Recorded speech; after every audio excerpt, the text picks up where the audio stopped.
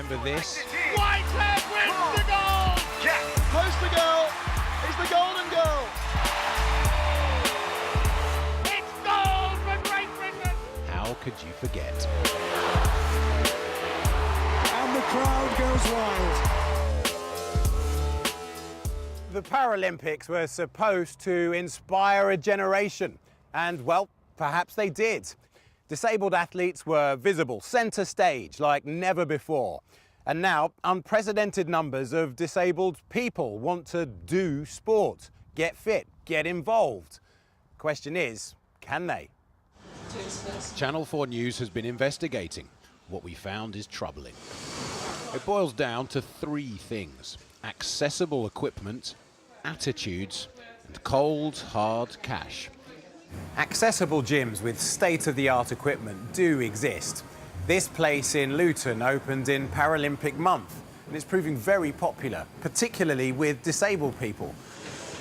Patricia Stambridge has diabetes. She lost a leg, then had a heart attack. Her doctor prescribed gym sessions to keep her fit. And since last year, her view of what's possible has been transformed. What did the Paralympics mean for you? Although I'm older, if they can do it, then it's quite possible. There are things that I can still do, even just with one leg. I'd like to try. Pat's sporting renaissance doesn't end with the gym, because part of this brand new £26 million fitness complex is this. I've yet to learn to swim comfortably on my front. I'm frightened of water. So, yeah, there's that. But you're gonna give it a go? I'm going to give it a go, yes. Yes, I'm going out, hopefully at the weekend, buy new swimwear. This facility has only been open a year, but the number of disabled users has already doubled. Gyms, though, can have all the wheelchair ramps and fancy kit in the world, but do they really want disabled customers? The spirit of the Paralympics hasn't transformed everyone. A few months after the Games, the chain of well-known high street gyms, fitness centres, run by the television entrepreneur Duncan Bannatyne, was found guilty of disability discrimination. Hydrotherapy. This and regular massage helps Naresh Kumar stay supple. For a while, he suffered from reflux. After a massage at a Bannatyne fitness centre, he threw up some water into a treatment room sink. Lying down, just felt a bit like something's coming up, so I got up as best I could, got off the bed, and all of a sudden just vomited in the sink. Then I'm thinking to myself, well, what should I tell them? And I'm thinking, yeah, that's the right thing to do, should tell them. It happened again, twice. Naresh paused the treatments. When the reflux cleared up, he wanted to resume. But Bannatyne's fitness imposed unusual restrictions on him, refused to take his bookings. They claimed he'd projectile vomited on their staff. He hadn't. They said he had weeping, inflamed skin. He didn't. Naresh challenged them. Things got more difficult. He asked his solicitor to help out. So Bannatyne's fitness banned him. It was a snowball effect, and almost like a group culture of everything that Naresh did became a bigger and bigger problem, and it was almost like a shutdown. So why didn't you just go to a different gym? Because I decided that it wasn't safe and that I wanted justice. In the build-up to the Paralympics, Naresh took Bannatyne's fitness to court. They lost. Last December, just 3 months after the Games, they were told to pay out over £13,000 in compensation. The judge said Bannatyne's fitness conducted its business in a state of ignorance of its obligations to disability. They had a tendency to think the worst of Mr. Kumar. The judge called it groupthink. They just didn't want him anymore. Why do you think they were treating you like this? Because I had cerebral palsy. Duncan Bannatyne has appeared on Channel 4's Last Leg comedy show. But in the months since the Paralympics, his fitness centres have been found guilty of disability discrimination. They gave Channel 4 News this statement: "Our health clubs actively help people with disabilities use the facilities. Although we accept this judgment, we were very disappointed with the findings. Our decisions were not taken lightly. We believe they were in the best interests of the gentlemen concerned and our dedicated staff." The accessibility challenge doesn't end with attitudes or equipment, though. The 2012 Games, a one-off event, cost £9 billion.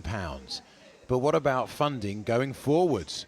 Ability Bow, just a stone's throw from the Olympic Stadium, has been providing gym facilities to disabled people for 7 years now.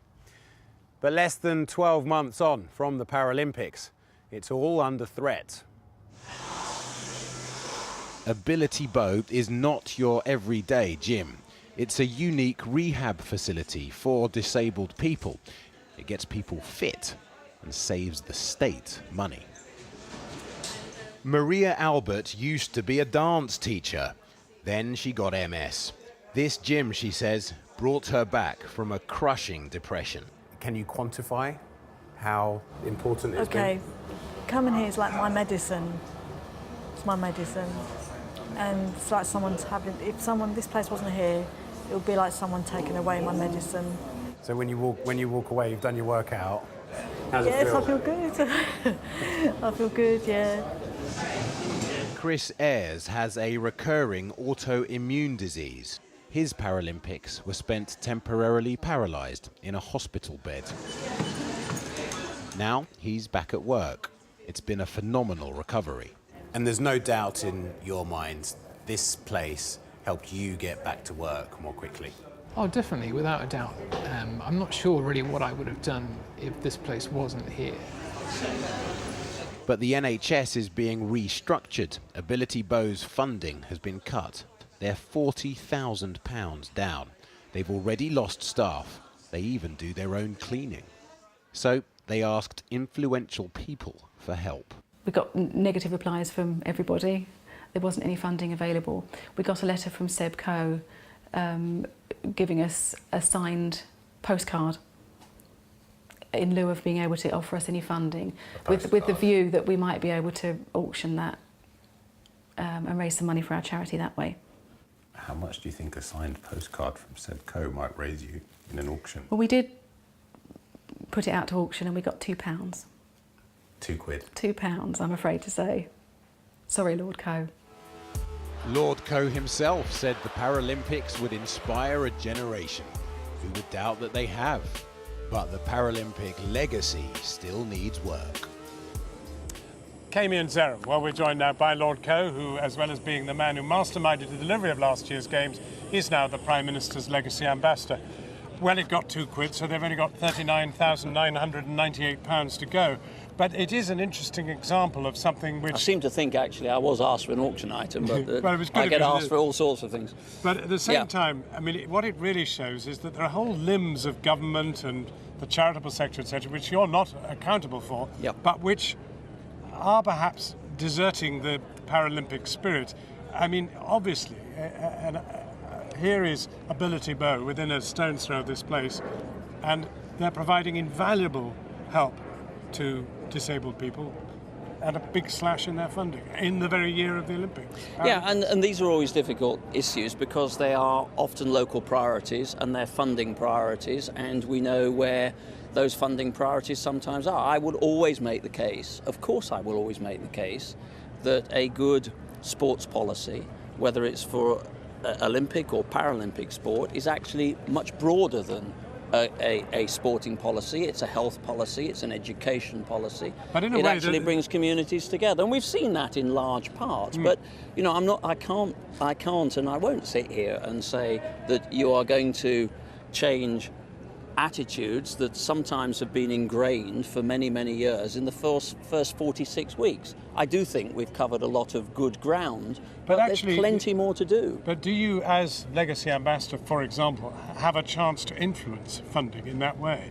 Could you say to the NHS, look, I'm sorry, I'm writing to you as would you think again about this? No, that isn't actually No? the job of the legacy ambassador. The job of the legacy ambassador is to challenge departments, sometimes government and outside agencies, about their ambitions. And yes, we do push. And we have actually shaped and changed ambitions. But I think it's really important for people to recognise we don't sit there, nor should we, be telling local people how to extract the very best out of the games. That's for local initiatives, that's for those organisations that are out there, in large part, delivering very well.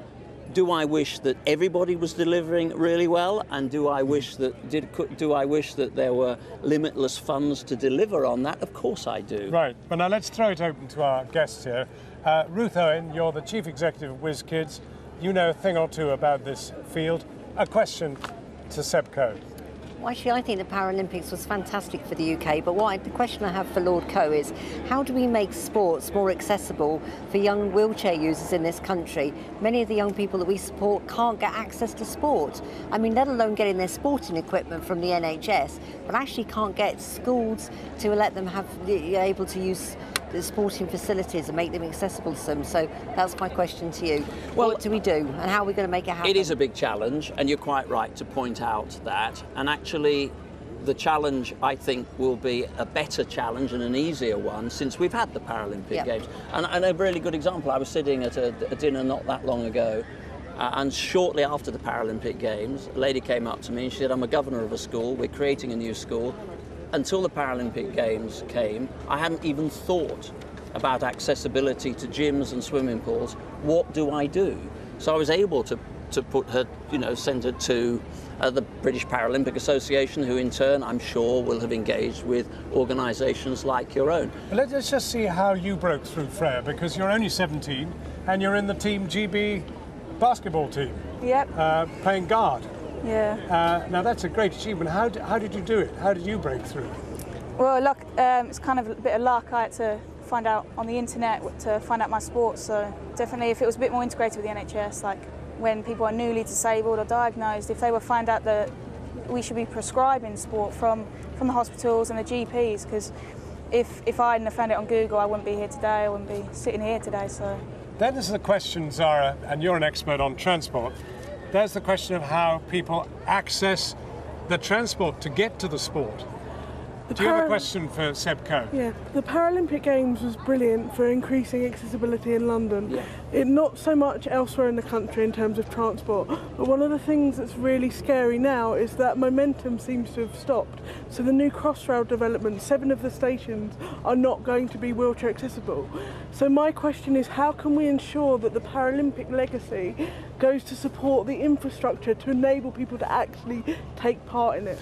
Well, this is in large part, of course, the work and the remit of the Paralympic Legacy Action Group, which is chaired by Esther McVeigh, the Minister responsible for disability and impairment, and actually Channel 4 sits on that group, along with a lot of other people. So it is very important that we drive forward in exactly that area. And you're right, the point that we made, and I was always clear about this, the Paralympic Games were not just simply about getting more young people with disability or impairment into sport, it was about challenging town planners.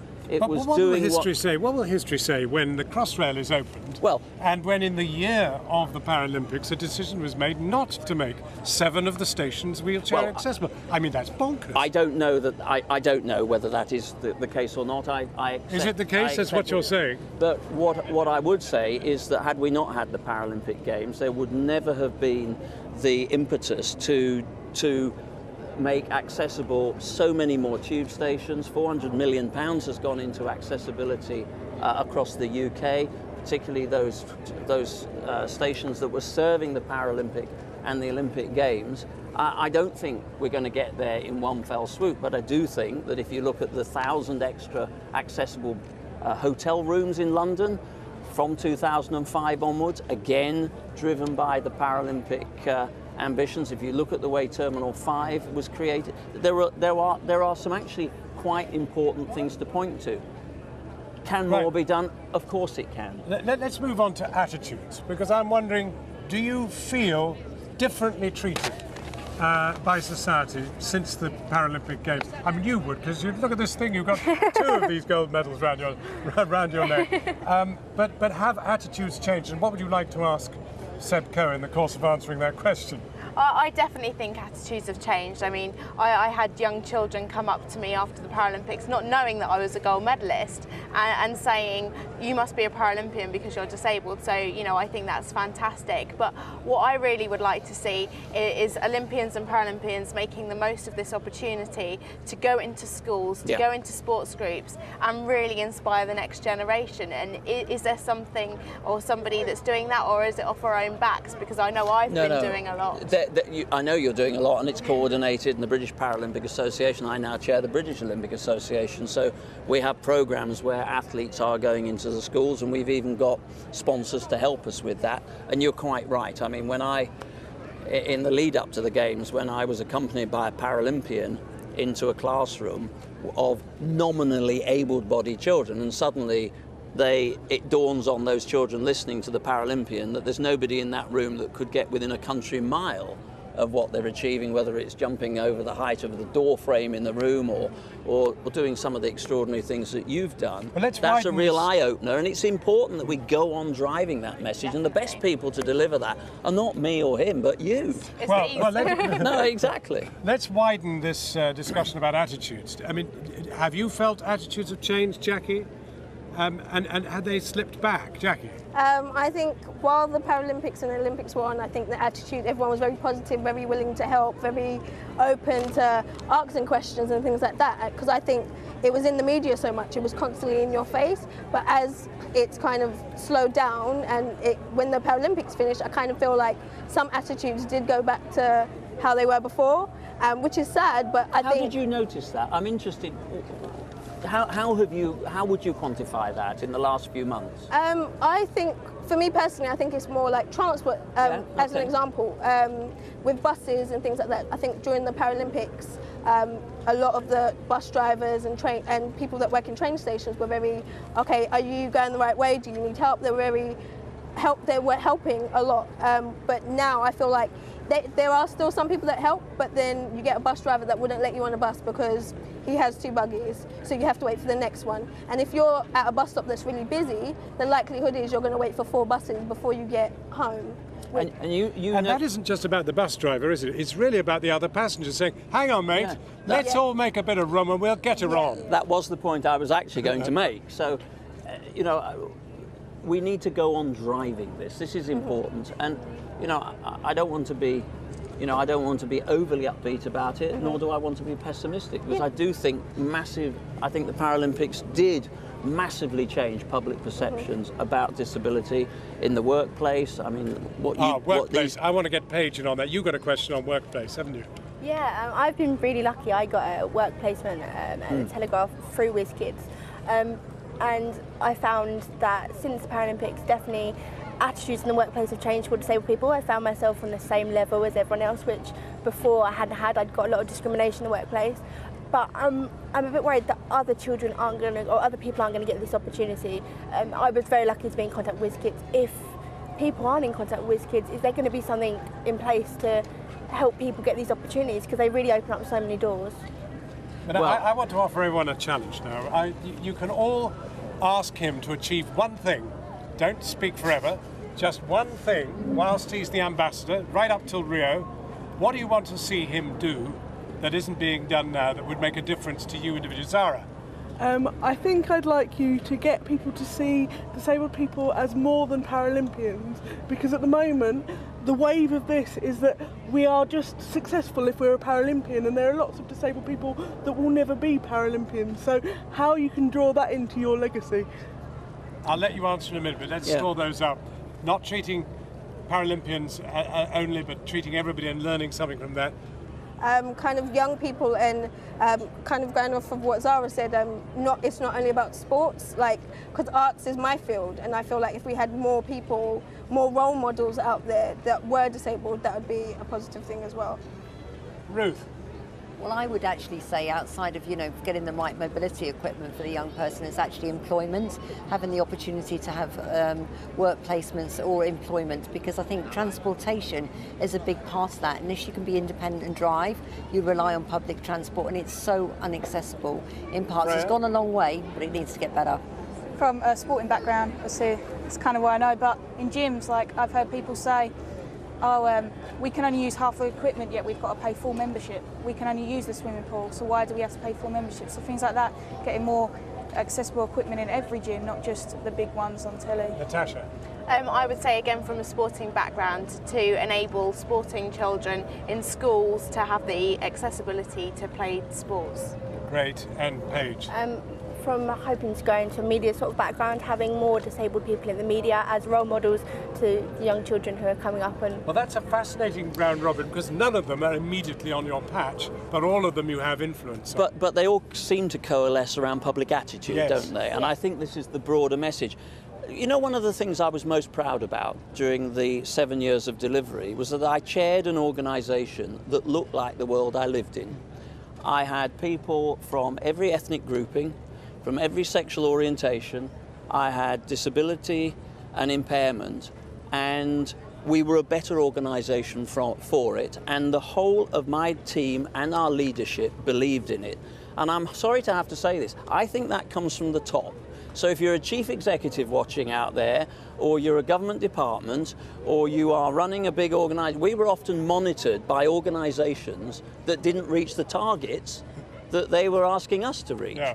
So I do think that this is about leadership. Chief executives, hear ye. I do think it's Civil important. Servants, so, ministers. If you're watching this, look at what we did at LOCOG, look at how we recruited people, and look at how we created an organisation that looked like the world I lived in. That's a good note to end on. Seb Coe, thank you very much indeed. Thank you, everybody, as well. And I found that really stimulating. Thank you very much indeed. Thank you. Let's go back now to Jackie. We'll be here again later, but let's go to the studio for the rest of the day's news.